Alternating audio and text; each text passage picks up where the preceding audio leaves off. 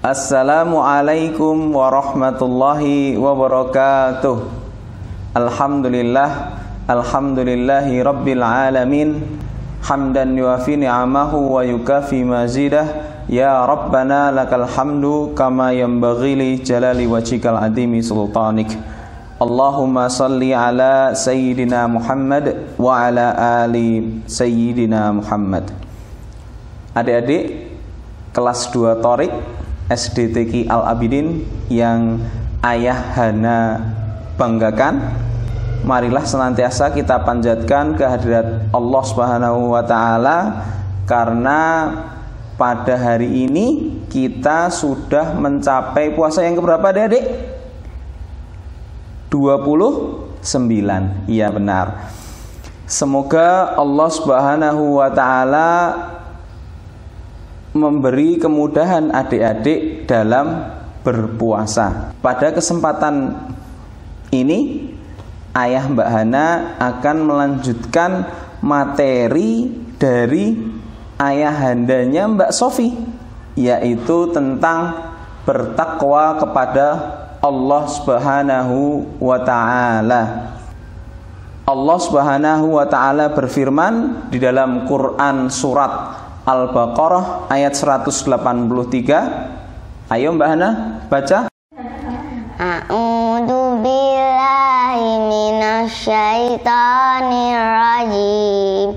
Bismillahirrahmanirrahim. Ya ayyuhalladzina amanu kutiba alaikumusyamu kama kutiba alal ladzina min qablikum la'allakum tattaqun. Artinya, adik-adik, saya yakin semua udah tahu, karena di bulan Ramadan ini sering sekali dibaca. Wahai orang-orang yang beriman, diwajibkan atas kamu berpuasa sebagaimana diwajibkan atas orang-orang sebelum kamu agar kamu bertakwa. Nah, poin utama, tujuan utama dari berpuasa ini adalah untuk menjadi orang-orang yang bertakwa kepada Allah Subhanahu wa Ta'ala. Karena apa? Allah akan memberikan pahala kebaikan yang sangat banyak sekali kepada orang-orang yang bertakwa. Seperti di dalam Quran surat An-Naba ayat 31. Semua adik-adik mesti sudah hafal kan? Sudah sertifikasi juz 30 semua kan? Yuk kita baca surat An-Naba ayat 31 semua. Innalil muttaqina mafaza. Sungguh orang-orang yang bertakwa itu akan mendapat kemenangan. Itu yang pertama. Orang bertakwa itu akan menang, diberi kemenangan oleh Allah Subhanahu wa Ta'ala. Kemudian yang kedua, di dalam Quran surat Al-Mursalat ayat 41. Nah, kalau adik-adik sudah menghafalkan ini, mesti hafal juga. Innal muttaqina fi dhilalin wa uyun. Orang-orang yang bertakwa itu akan berada di dalam naungan Allah. Jadi orang yang bertakwa itu akan senantiasa dilindungi oleh Allah Subhanahu wa Ta'ala. Kemudian yang ketiga, orang yang bertakwa itu akan diberi kemudahan oleh Allah Subhanahu wa Ta'ala, sesuai firman Allah di dalam Quran surat Al-Lail ayat 5 sampai 7. Ayo Mbak Hana baca. Fa amma man a'ta wattaqa wa saddaqa bil husna fasanuyassiruhu lil yusra. Bagi orang yang bertakwa, Allah akan memudahkan baginya jalan menuju kebahagiaan. Jadi jalan bagi orang yang bertakwa itu semuanya mudah. Kemudian adik-adik, puncaknya orang yang bertakwa pahala orang yang bertakwa itu puncaknya akan dimasukkan Allah ke dalam surganya Allah Subhanahu wa taala. Sesuai di dalam Quran surat Az-Zariyat ayat 15. Ayo Mbak Hana baca lagi. Innalil muttaqina fi dhilalin wa uyun. Artinya sesungguhnya orang-orang yang bertakwa berada di dalam taman-taman surga dan mata air. Nah, itu kriteria pahala bagi orang-orang yang bertakwa. Nah, Ali radhiyallahu anhu, sahabat Nabi. Ali radhiyallahu anhu itu khalifah keberapa adik-adik? Keempat. Setelah Khalifah Utsman bin Affan. Nah, di dalam buku Ahlur Rahmah, Syekh Toha Abdullah Al-Afifi mengutip ungkapan sahabat Nabi yang mulia itu, Ali bin Abi Thalib radhiyallahu anhu, membagi hakikat takwa itu sebenarnya ada 4 hal. Yang pertama, takwa itu adalah al-khaufu minal jalil, yang artinya takut kepada Allah yang maha mulia. Kemudian yang kedua, wal amalu bitanzil, mengamalkan apa yang termuat di dalam Al-Qur'anul Karim. Kemudian yang ketiga, wal istidadu liyaumir rahil, mempersiapkan diri untuk hari akhirat nanti. Kemudian yang keempat, penting ini adik-adik, warridho bil qalil, dan ridho atau puas hidup dengan yang sedikit atau seadanya.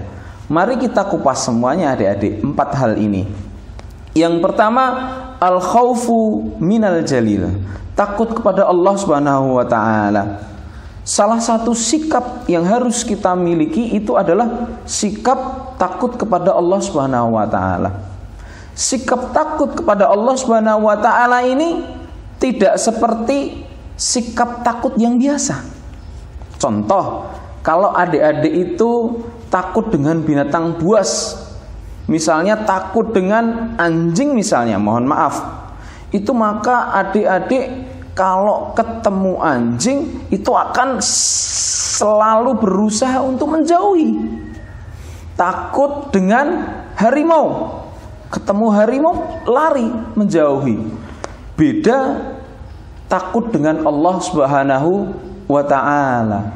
Kalau takut kepada Allah Subhanahu wa ta'ala, kita itu akan senantiasa mendekat kepada Allah Subhanahu wa ta'ala. Taqarrub ilallah, mendekat kepada Allah Subhanahu wa ta'ala. Kemudian hakikat takwa yang kedua yaitu wal amalu bitanzil, beramal berdasarkan wahyu. Nah, alhamdulillah adik-adik semua bersyukur, harus bersyukur karena bersekolah di sekolah SD TQ Al-Abidin yang kita cintai ini, sekolah Al-Quran. Tidak semua anak-anak itu diberi anugerah oleh Allah bisa bersekolah di sekolah Al-Quran. Nah, harapan dari orang tua kita semua dengan bersekolah di SD Al-Abidin, SD TQ Al-Abidin ini, adik-adik tidak hanya menghafalkan Al-Quran saja, nggak hanya hafal, tapi bisa memahami Al-Quran.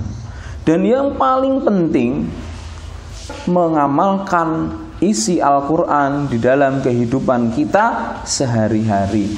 Al-Quran dijadikan guidance, handbook dalam kehidupan kita sehari-hari. Kita hidup bercermin selalu dengan Al-Quran. Oh, ini sesuai dengan Al-Quran enggak?